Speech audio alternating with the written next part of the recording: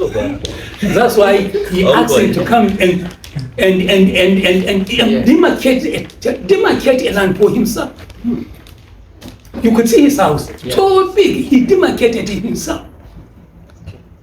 So Lugard asked this, and those he asked, many of them were from Batinkas. First, once they came, they asked, "Where are the Arabs? The allies of the youth power?" And they were showing the Arabs. They called the Arabs. Whom do you think was more preferable to the Hausa in Kano to be the emir? And the Arabs told him that whatever would happen, choose from amongst the descendants of Maji Kalubi. And then Abbas was the only one, the most senior. Wazir Ahmad died. Alu was deported. Yes. Usman too was old, but Usman too was irrelevant then. Up to 1902, Usman II was never given even a position of delegate. Yes. Yes. He was an elderly, he was a senior brother to Abbas. Yes. But because he came through a mother that was considered to be a renegade. So his mother was from Ningi, and Ningi were the adversaries of Kano. Yeah. And so they did everything to avoid Usman to be innocent. It was just fate. That's why when he became emir, he became emir at the age of 77. So as people are saying 60-something, he became emir at the age of 77. In fact, he was not given Makoyo until around 1901, 1902. Makoyo, a senior brother to all of these rulers, Abbas, and many of those that held title of Galadima, Chiroma, but Usman, but he never raised an idol. Okay. That's why eventually he succeeded. So now Lugard said, okay, what of apart from the Arabs? He said, okay. But then we haven't seen the representative of the Arabs. Because why is Abande? Abande was the ambassador of the Arabs in Kano. And Abande died. But he had a principal aide that was Auta. He said, well, okay, where is Auta? We know Auta. Where is Auta? They said, here was Auta. So he took Auta as his personal aide in order to familiarize him with the politics of Kano. It was Auta that introduced Lugard with many of the principal merchants, whom he met with and asked them of the rulers of the names that were brought to him, including Lele, who came from the Magara, to claim the throne for his slain father, Tukur. He said, who was a legitimate successor, but who were denied, who were even sent, who are now at Maradi. But even wanted to give it to Lele, but on the advice of these Arabs, of these leading merchants, Auta.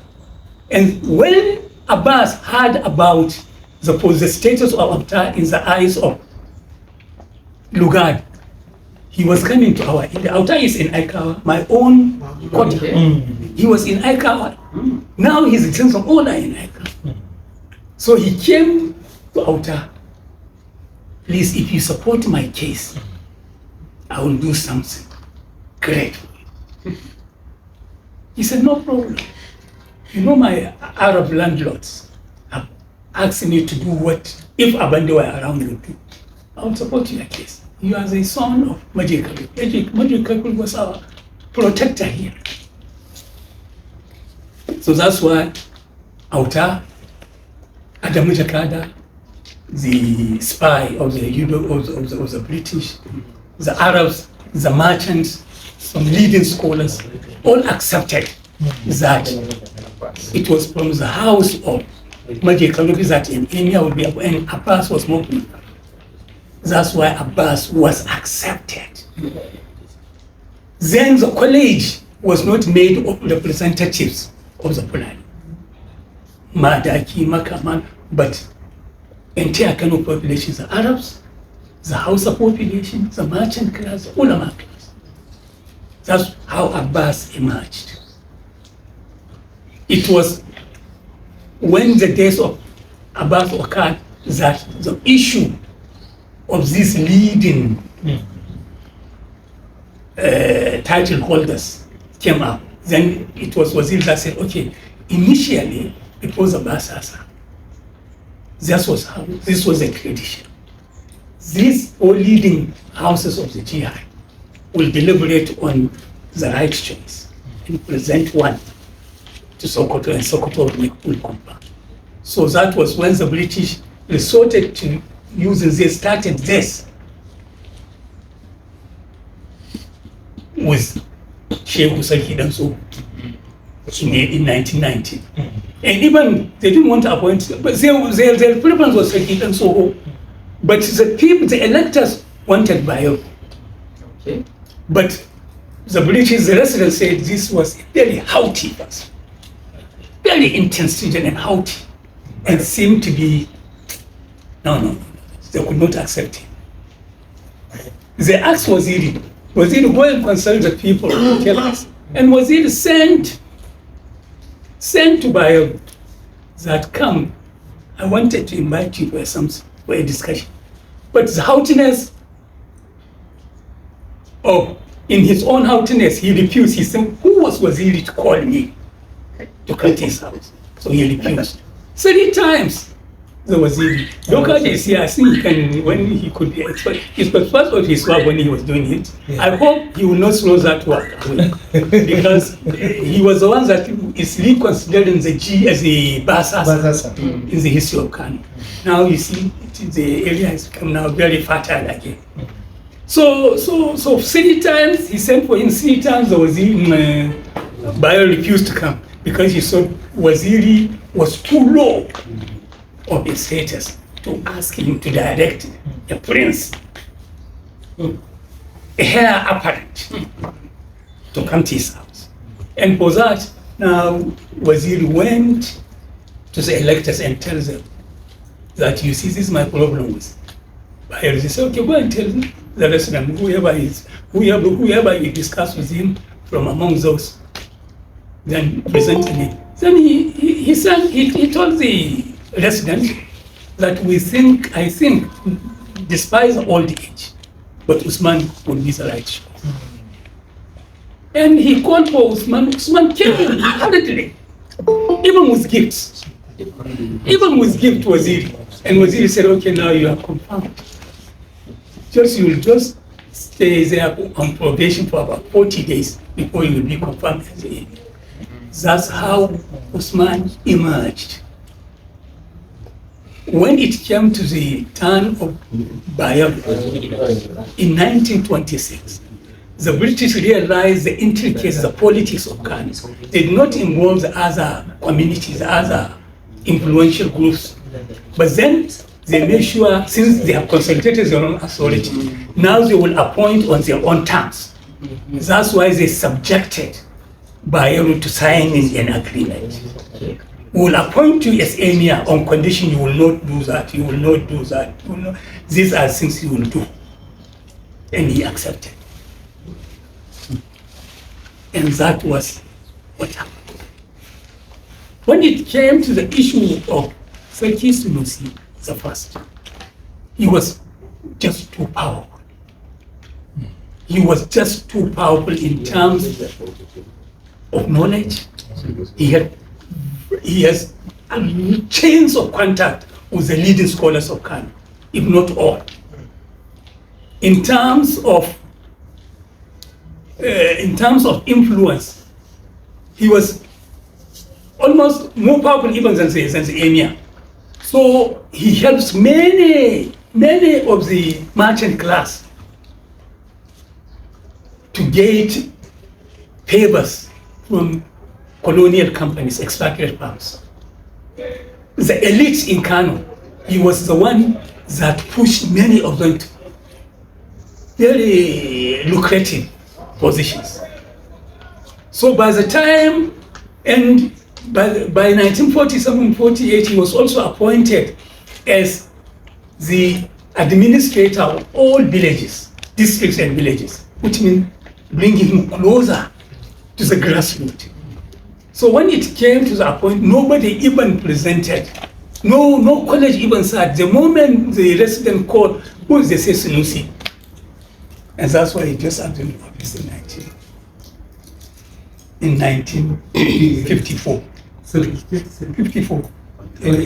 Well, you know, Abdullah, he died on Christmas Day. Abdullah died around 24th, but it was in 54 that he was appointed. January 28th. It was in 54 that he was appointed, history-wise. But you can say, so now the coming of Sunusi introduced something new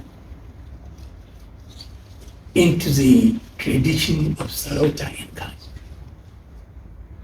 This kind of influence which Sunusi established made him a real politician, not a traditional ruler.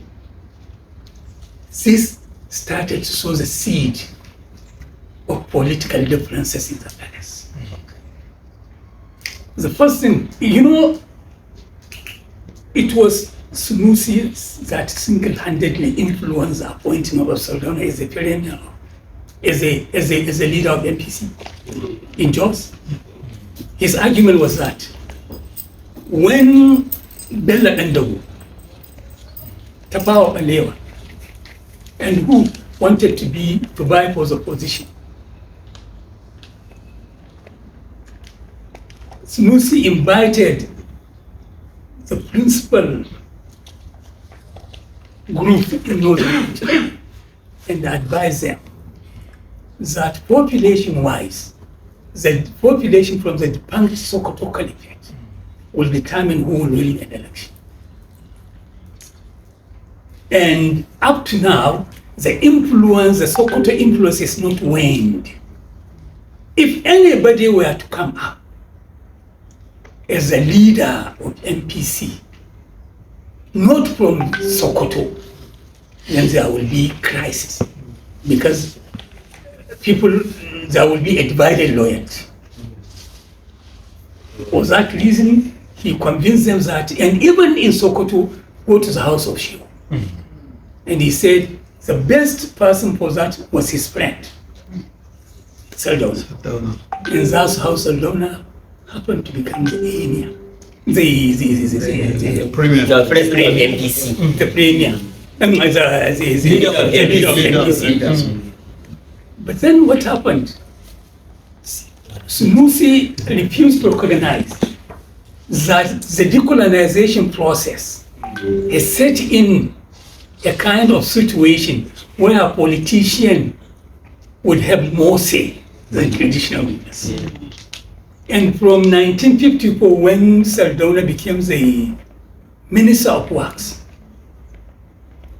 and Minister of Local Government, and started to take over all northern provinces, because he was the Minister of Local Government. He was just like the chairman of northern Nigerian local government. So his was low, and what he decided was what to be done.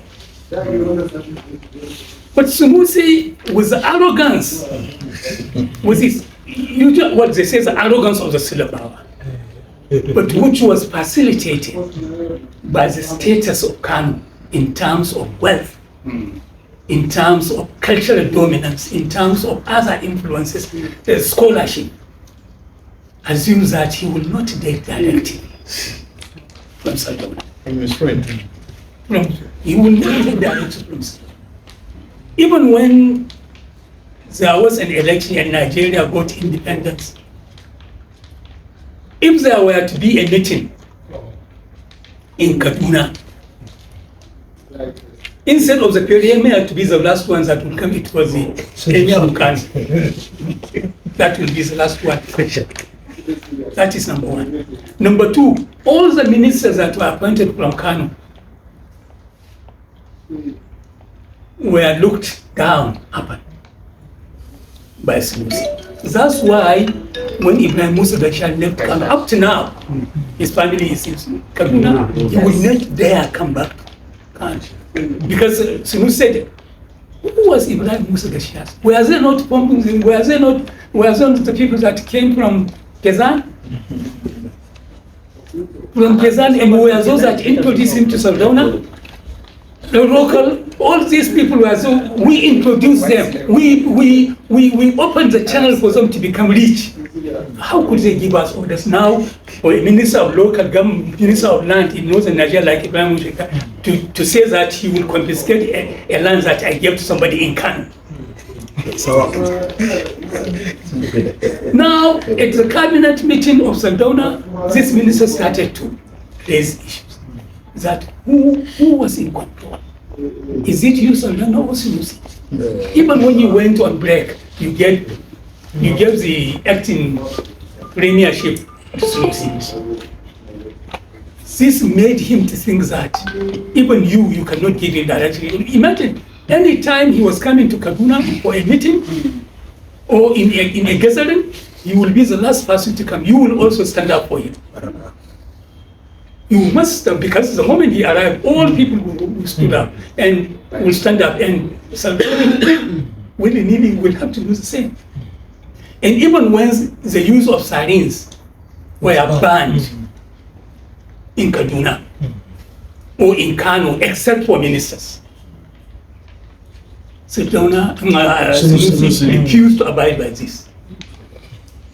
This brought them into collision with the northern Nigerian government, leading to his, well, they said disarmament, and others said he resigned, he abdicated.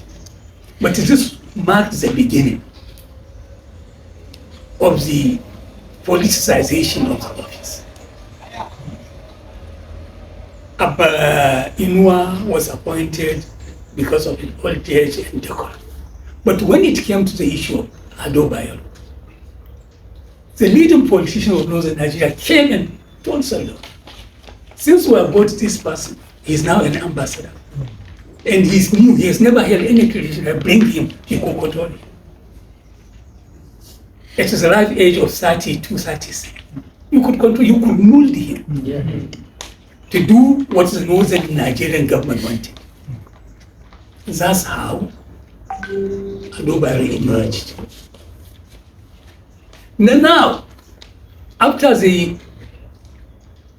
downfall of the First Republic, another thing cropped into the politics of Sarauta system in northern Nigeria, especially in northern Nigeria. That was the creation of states. Hitherto, right from 999 AD up to 1967, the people of Kano were seeing the kings or the emirs as the sole leaders. Never mind the issue of residents, because residents were ruling indirectly from behind the scene, from behind the screen. So nobody was even taking the Europeans seriously. Only even when Nepo came, the venom of Nepo was more of the native authority. One, then colonial authority second. So now the creation of states now brought these differences clearer. Now a governor was imposed on Kano. For the people of Kano, they are only used to the city, not any governor. And this created a sort of rivalry. It was only the diplomatic maneuver of Ado Bayero and the maturity of Audu Bako that prevented a fracas. In fact, there seemed to be one. One of the victims was Metamasili. One of the victims was Metamasili. When you read his book, written by A.T. Abubakar, you see. Yes. But then it was not noticed. But what worried the governors in the creation of this the governorship position was, why should, when there was anything, the people only go to the emir and ask him for intervention? Why can't they go directly to the governor or to his representative, the commissioner? or a DO or what have you. Why is the emir? To this day, you will see. Go there, go to the emir's palace. Up to now, some people are maybe it has become part of them. Always troops there telling the emir, we have so problem, we have so problem, we have so. Is the emir now will ask him, okay, please bring them, write a letter so person. They did not know whom the letter was being sent to, and ask him, we want him to intervene and do something. That was part of the tradition that was developed during colonial period of this one, Nasarawa. For the emir to go and tell the resident, a later governor, some of the problems, some of the complaints, some of the disadvantages that the people in Kano were suffering from, and so that something could be done to alleviate their problem. This issue was compounded in the Second Republican dispensation. This time it was not a military government. It was a democratic dispensation. And representatives of the NEPO, but in a different name, PRP. Now they were there to execute the NEPO agenda, which was anti-emirate institution, anti-emirate institution, because of the history of the torment that the Talakawa suffered during colonial period. Because mark you, emirs were more powerful during colonial period than during caliphate period. Were more powerful during colonial period. They were strengthened to the teeth. Whatever they did was right. Whatever they did was right. What only colonial leadership could not accept was to see that money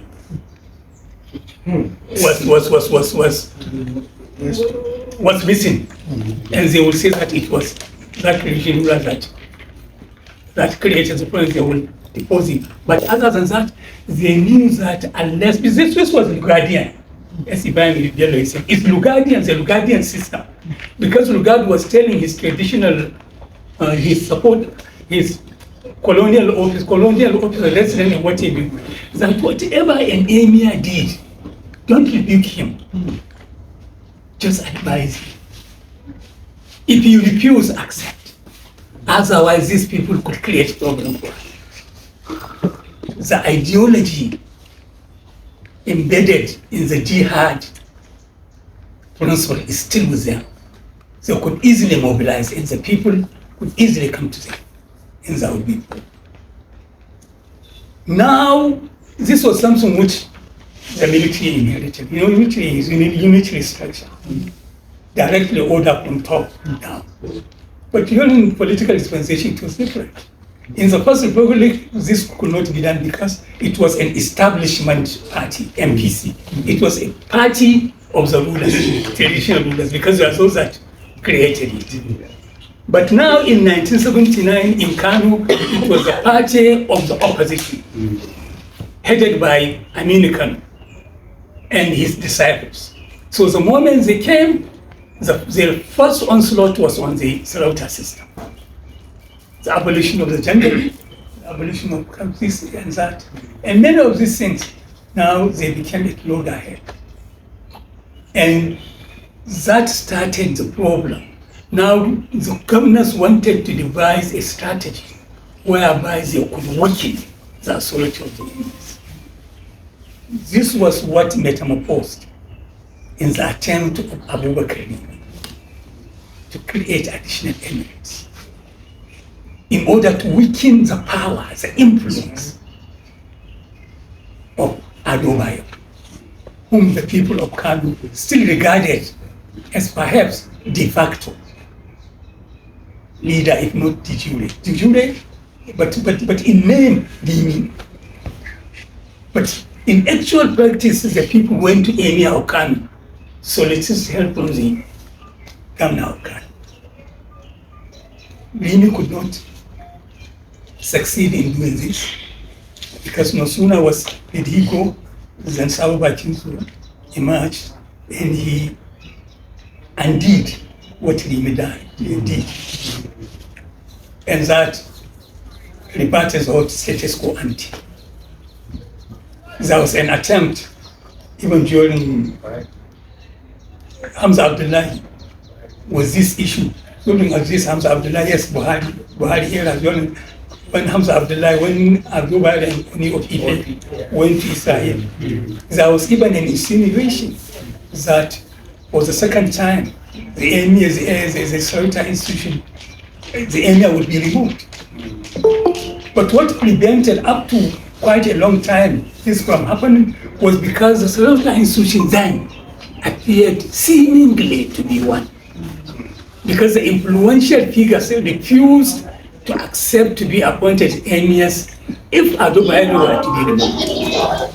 Principally, it was Galadima Kano. He was the most influential throughout the military era of Babangida, of Buhari, Babangida, and even Abacha.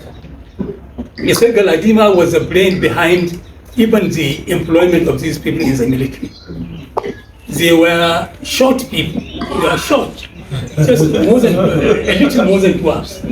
Once they could not be appointed, once they were not be recruited, they went to Galadima. It was Galadima that took them to Salona. Since this duo wanted to join the army, but they are disqualified in terms of their height. He said, okay.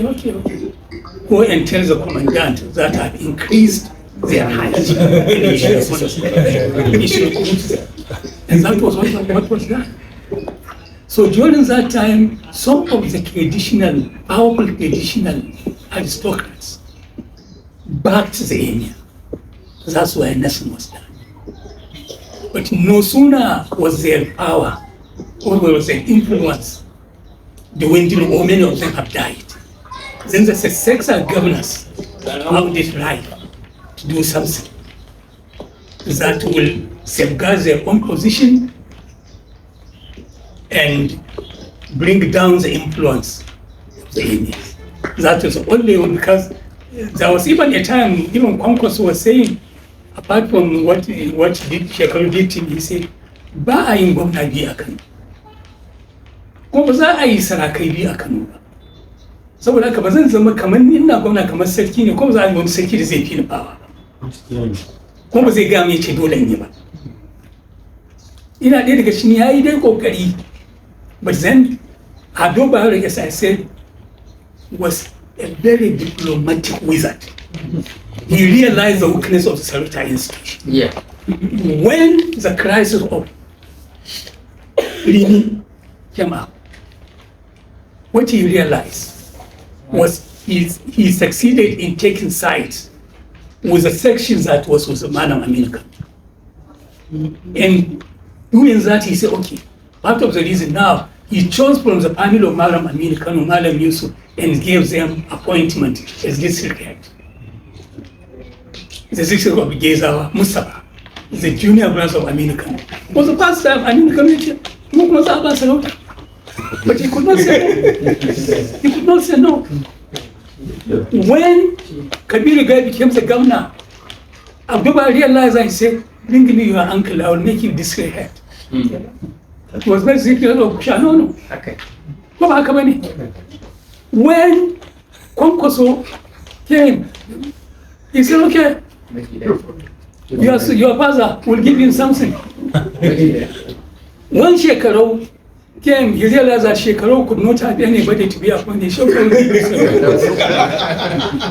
In order to falsify, in order not to create problems, he was able to carry them along. He was able to carry them. And one thing that Ado Bayero was doing, when we were in Libya, I was part of the entourage of the governor and the emir in Libya. There was a time we wanted to go and meet late Gaddafi. And we were in our hotel in a guest house. The Sarki was in his own guest house and the governor was in his own. When we came to the governor's lodge, he asked us, please find out where the emir, the emir was ready so I could go and greet him. so I could go and greet him. We went there and greeted the area, and we said, the governor wanted to, he said, okay, tell him that I'm getting ready. I will get ready. When I'm ready, I will send for him.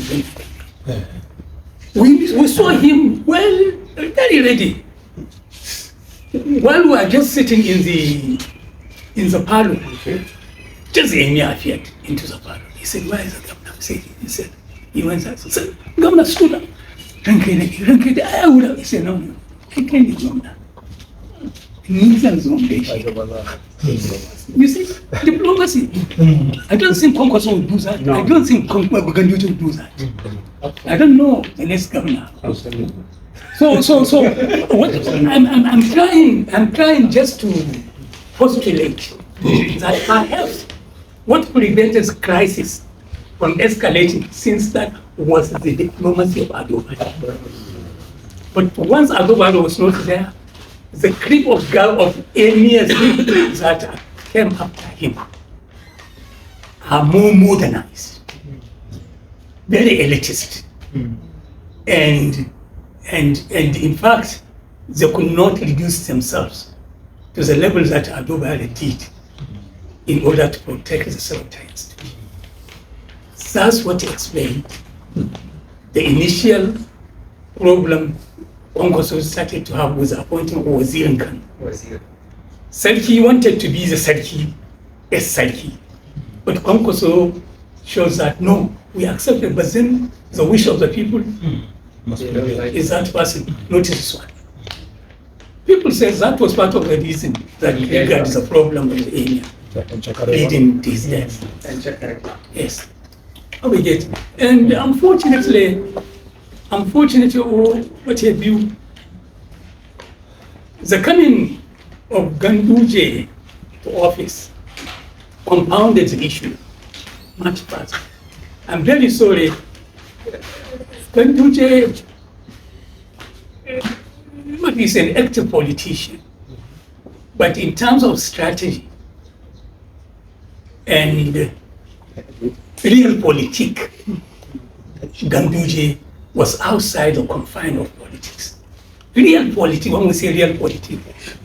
That's what everything possible. Okay, yeah. Okay. Definitely. Because you cannot fight war from two fronts. You cannot fight a war from two fronts. Ganduje wanted to fight a war with the emir, and he wanted to fight a war with the people of Kano. Because the moment you touch the tradition and the culture of the people of Kano, you are touching their own integrity. This is what makes them Kano people. This is what makes them have an identity different from the Kasanawa, different from the Zamparawa, different from the Zagi, different from any other person. But now you are trying to bastardize that tradition, to bastardize that culture. And at the same time now coming now to